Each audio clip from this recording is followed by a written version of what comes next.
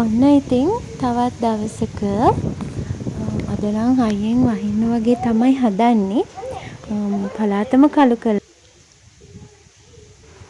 දැන් වෙලාව උදේ 10:00 විතර වගේ වුණාට හරියට නිකන් හවස 6:00 7 විතර වෙලා වගේ එච්චරටම කළුවරයි ලොකු වැස්සක් එන්න හදන්නේ.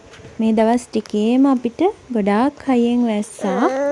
ඇත්තටම වැඩක් කරන්නවත් එළියට බහින්න විදියක් නැහැ.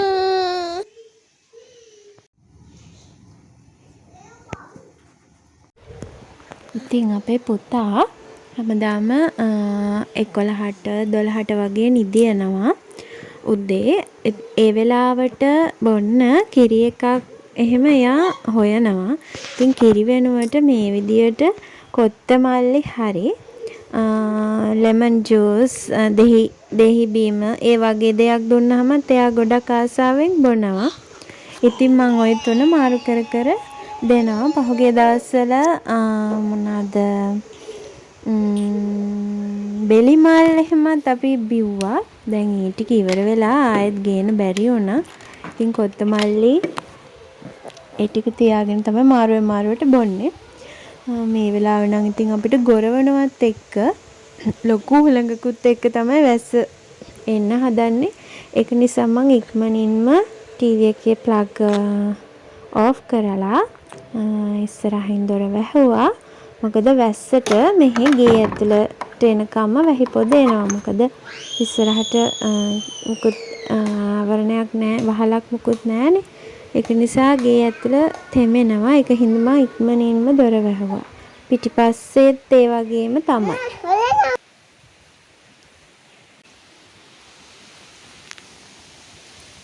වහිනෝ පුතේ ගෙට ආවනම් හරිද? අයියෙන් උලඟත් ඒ වගේ.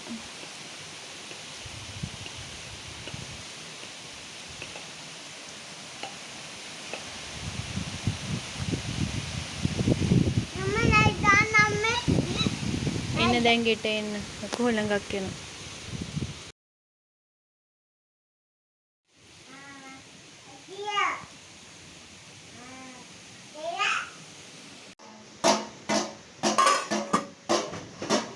මේදී පිංගානල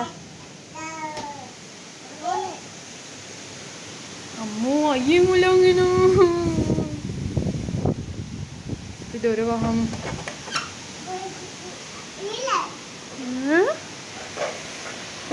ලොකු උලඟක්.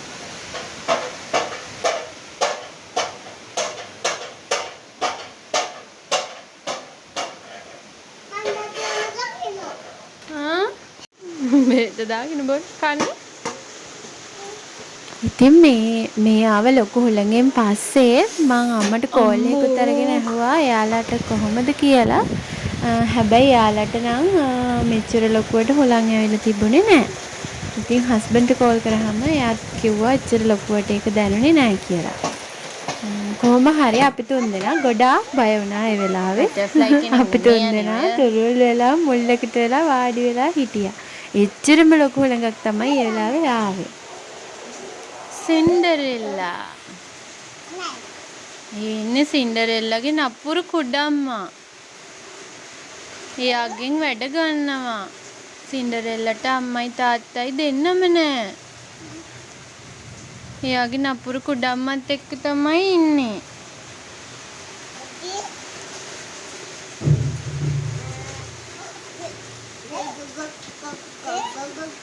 මොකද්ද? මම බලලා එන්නම්. සද්දයක් මේ වෙලාව වෙද්දි නම් වැස්ස හොඳටම පායලා වුණාට අද දවසේම අවුව තිබුණේ නෑ. වලාකුළු වලින් බර වෙච්ච ඇසක් තමයි තිබුණේ. මම දැන් මේ ලෑස්ති වෙන්නේ මට ඕන කරපු කුස්සියට ඕන කරපු රෙදි වගේක් තිබුණා. ඒවයි වාටි ටිකක් මහගන්න. ඒ වගේම අපේ පුතාගේ දුවගේ මැහුම් ගැලවිච්ච හොඳ ඇඳුම් වගේ ඇති වුණා. මැහුම් ගැලවිලා විතරයි අර කොන් වලින්. ඒ ටිකත් මට මහගන්න ඕන කමක් තිබුණා. ඔන්න දැන් තමයි මට වෙලාව හම්බුනේ. මොකද ඔය උත්තර මම කකුල තියෙන තැනට චූටි කරන්ට් එකක් වදිනවා. ඒක නිසා තමයි මං ඔය විදියට පාපිස්සක් එතෙන්ට දාගත්තේ. කකුල අනිත් කකුලත් බිම ගාවන්න නැතුව උඩින් තියාගෙන තමයි මැහුවේ. එතකොට නම් ගානක් නැහැ. මේක දැන් මම අහන්න ගත්තේ ගොඩාක් දවසකින්නේ. අපේ පුතා මේකේ මොන හරි වෙනස් කරලා කරකවලා දැන් මැහුම් යට නූල් බුරුල්ලලා මමත් බලන්නේ නැතුව ඔහේ මහගෙන ගියා ඇඳුම් 3ක් විතර. ඊට පස්සේ තමයි දැක්කේ. ඔන්න ඉතින් එයාටත් කෑගි ගහ මං ඒ පාරේ එකත් හදලා ආයෙමත් මැහුම් ගලවලා ආයෙමත් මහන්න වුණා මට. කලබලෙන් වැඩ කරන්න ගියාම මට වෙන්නේම ওই වගේ වැඩ තමයි.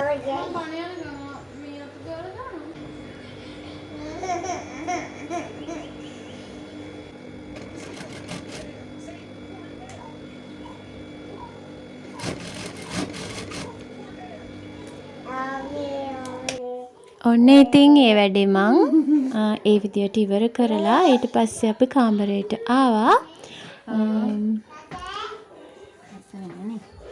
අර මම මහගත්තු ඇඳුම් ටික හොඳට සෝදලා තිබුණේ. ඉතින් ඒවා චූටි මැහුම් වගේක් තමයි දාන්න තිබුණේ. බැනියම් වගේක් තියුණේ. ඉතින් ඒ ටික නාවලා මම ආයේ මගේ ඩ්‍රෝවර් එකට දාගත්තා.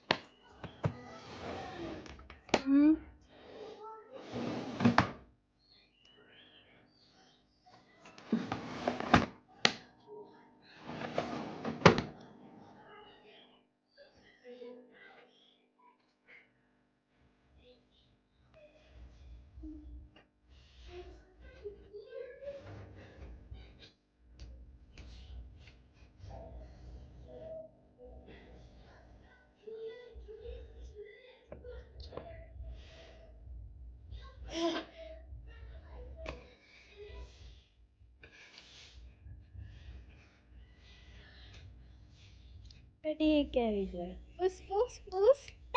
පුස් පුස්. පව්. ඊට පස්සේ අපි චුට්ටක් එළිය ඇවිදින්න ගියා. අනේ පව් චුට්ටක් පාර දිගේ ගිහිල්ලා මිදුලේ ඉස්සරහා පැත්තේ ටිකක් ඇවිදලා ඉක්මනට ආවා. එළියේ නම් ඉන්න හිතෙන්නේ නෑ. හරිම සීතලයි. ඒ වගේම තාම අර වතුර ගතියක් තියෙනවා. ඒක නිසා ඉතින් අපි ටිකක් වෙලා ඇවිදලා ඉක්මනට ගේ ඇතුළට ආවා. ඒ වෙලාවේ චූටි දුටත් ටිකක් නිදිමතක් හැදිලා තිබුණේ. ඒක නිසා තමයි වැඩියම ඉක්මනට ගෙට ආවේ. ඉතින් මේ වෙලාවට මේ පාර මෙන්න මේ හරිය හරිම ලස්සනයි. ඉතින් බලන්නකෝ.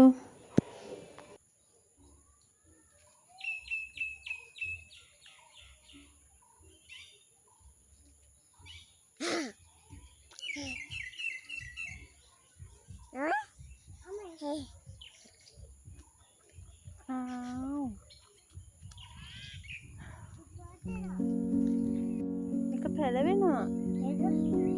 ඒ කොස් පැලයක් ඒත් කොස් පැලයක්. දැන් අපේ පුතත් එක එක જાතියේ ප්‍රශ්න අහනවා හැම දෙයක් ගැනම වගේ. විශේෂයෙන් එයාට සින්දුවක් එහෙම දැන් නිදි කරන වෙලාවට සින්දුවක් කියන්න කියලා කියනවා එයා. ඊට පස්සේ එයා ඒ කියන සින්දුවේ තේරුම මොකක්ද කියලා මගෙන් අහනවා. ඉතින් ඒක කතාවක් විදියට කියලා දෙනකොට එයා ගොඩක් ආසාවෙන් ඒක අහගෙන ඉන්නවා. මේ දවස්වල එයා අහන ආසම කතාව සහ සින්දුව තමයි මේ හොඳ ලස්සන බෝනික්කා සහ සකල බුජන් කොට කලිසම් තමයි.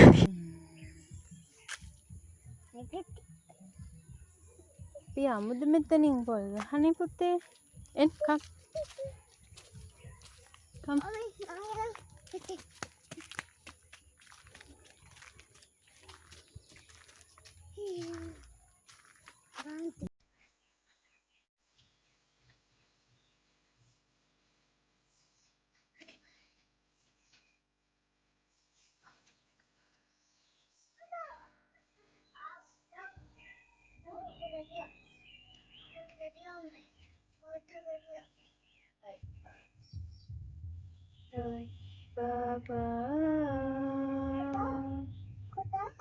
Mấy betul मैं udah sini. Doi baba. Beri tu मैं terus sini. Beri मैं. Terus.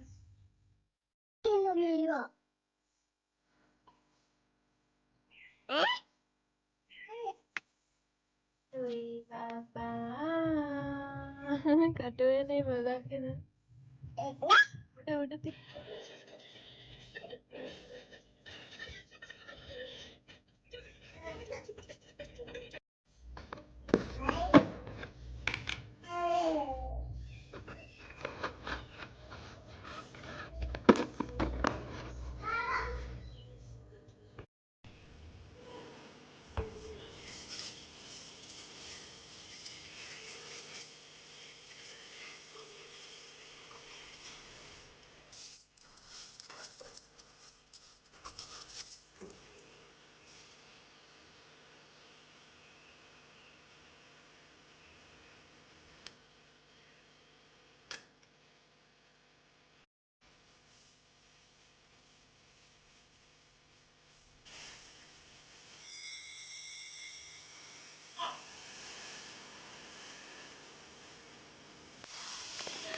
හවස 3 වෙනකොට මගේ හවස් වරුවේ ඉඳන් රෑ නිදා ගන්න යනකම්ම යුද්ධ පටන් ගන්න ඔන්න එතන ඉඳන්.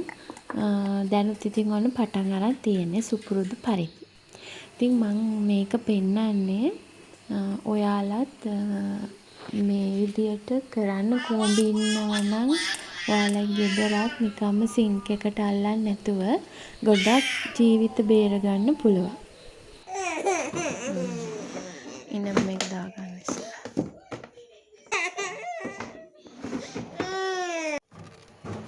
අද මම රෑට බනාලා පෑන්කේක් දෙන්න තමයි හැදුවේ බබාලා දෙන්නට. මොකද බත්මනේ කන්න 3 වේලම වගේ විශේෂ කෑමක් හැදෙනවා ගොඩක් අඩුයිනේ.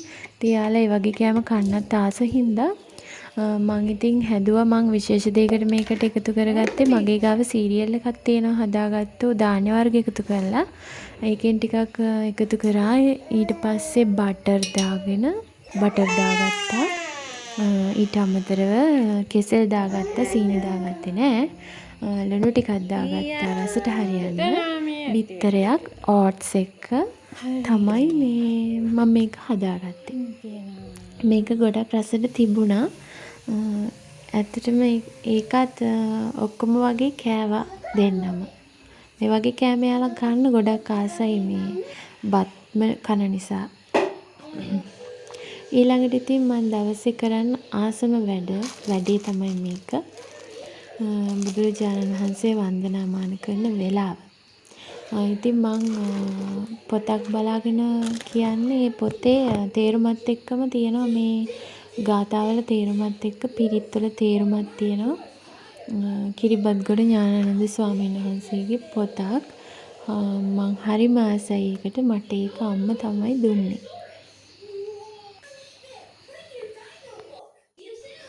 ඉතින් ඔහොම තමයි අපේ එදා දවස ගත වුණේ. ඉතින් ආයෙත් අලුත් වීඩියෝ එකක් අරගෙන මං එන්නම්. මම මේකේ අන්තිමටම අපි ගත්ත පරණ වීඩියෝ ක්ලිප්ස් ටිකක් තියෙනවා. ඒ ටිකත් ඇඩ් කරන්නම්. ඉතින් ඔයාලා හැම දිනාටම තෙරුවන් සරණයි.